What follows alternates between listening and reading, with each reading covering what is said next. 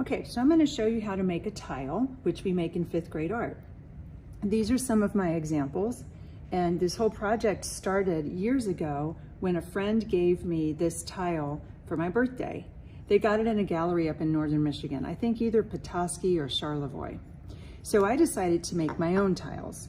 So I'm going to show you how we roll out the clay and how to attach objects to it. And then when I fire them, they're going to come out white. And then in a couple weeks, we'll glaze them. So you want to think about something that is important to you, or something that is fun, or something that you like to do. It can be sports, it can be going places, it can be like my islands. I even put a little sea turtle on the island here. It could be things like ice cream, cupcakes, flowers, animals. So let me show you how you start. I will have clay for you, and the first thing we'll do, and I know you've worked with clay before, is we're gonna smush it into a round ball as much as you can. It doesn't have to be perfect, it's just to get the clay going, okay? Then you're gonna set it down on your workspace in front of you, and with a rolling pin, we're gonna roll this out so that it looks like a pancake. So what I always tell students is, think about a pancake before it's been cooked, so it's kind of flatter, it hasn't risen too much. So you go a couple directions this way, and then I'm going to lift it up and turn it the other direction so that it becomes rounder rather than long. And I'm going to probably do this, see that's still a little bit thick, so I'm going to go another direction, another time in this direction. And I still think I need to go a little bit more in that direction. So you may need to push down a little bit harder than you think. And if you're not sure, when we're doing this project, you can raise your hand and I'll come around and check it, okay?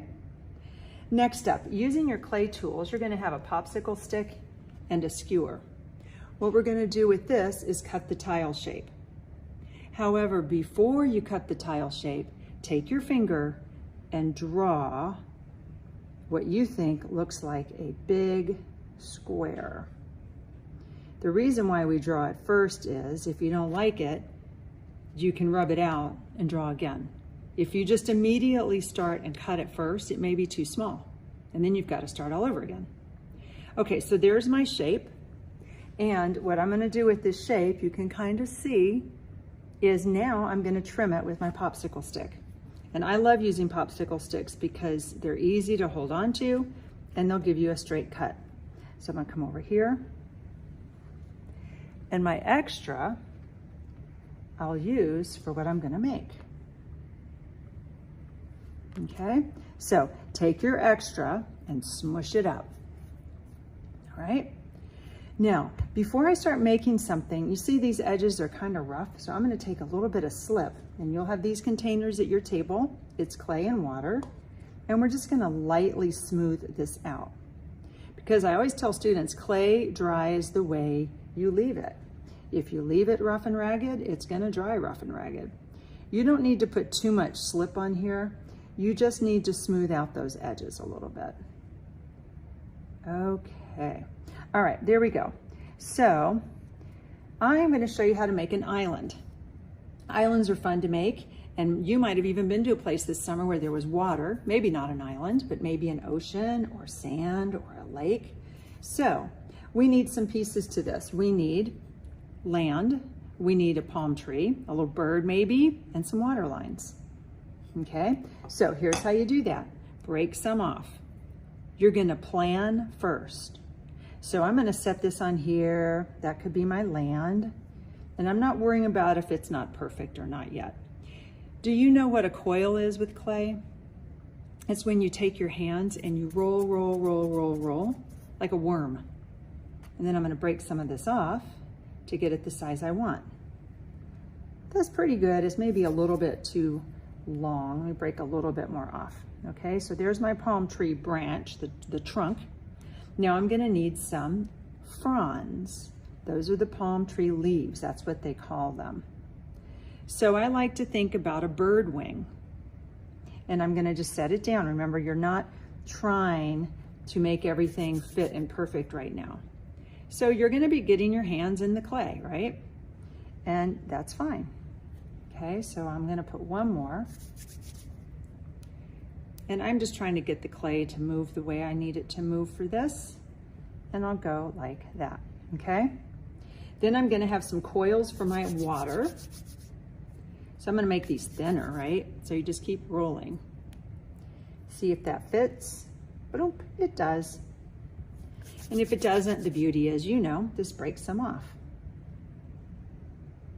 Okay? All right, now I'm ready to attach everything. Because if I leave it like this, you know, it won't stay, right? Everything's gonna just fall right off. So here's how we attach things. And I'm sure you remember this too, but this is a quick review. Take your skewer and use the pointy end. Take your piece and scratch up the back of it. Why do you scratch this up? So that it will stay in place. Then you need to scratch where it needs to go. It's like putting two bricks together. You have to have mortar between them. So now I'm going to dip my finger in the slip, tap, tap, tap, set it down, kind of press it down a little bit, and then I'm even going to take this popsicle stick and really press this down. I always tell students, give everything the wiggle test, and if you can peel this off easily, it's going to come off when it dries. Okay, so there's that. I'm going to do the same thing with the trunk.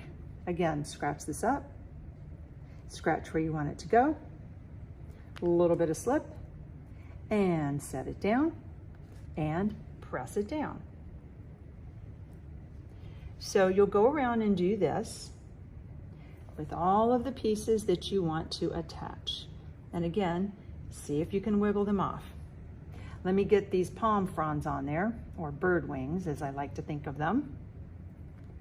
Sometimes it's easier to figure out how to make a shape if you can think about what it might remind you of, something else, right?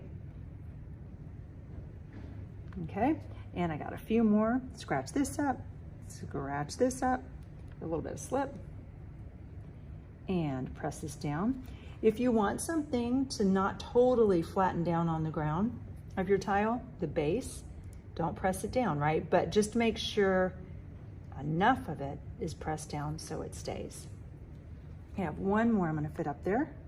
See, it needs to go that way, so I've gotta scratch up this part, and a little bit of slip, and I'm gonna press this down, and I'm gonna press this down here. So while I'm doing this, you may wanna think, what could you make a tile of? If you're doing something like sports, you can't just take a big glob of clay and say, oh, there's my soccer ball. You'd have to cut it in half and maybe make it hollow, because you can't have something that's too puffy. It won't be able to be fired, okay? If you're gonna do something like a soccer ball or a baseball, let me get more water in my slip bowl, then you would want to make the laces, right? How could you do that? Coils, right? But I'll help you with that once we get started. Okay, so what I need to do now is, let me just get my little water coils on there. And I'm gonna go here, and I'm gonna go here. Sometimes these coils are easy enough that you don't have to scratch them up because they're tiny enough.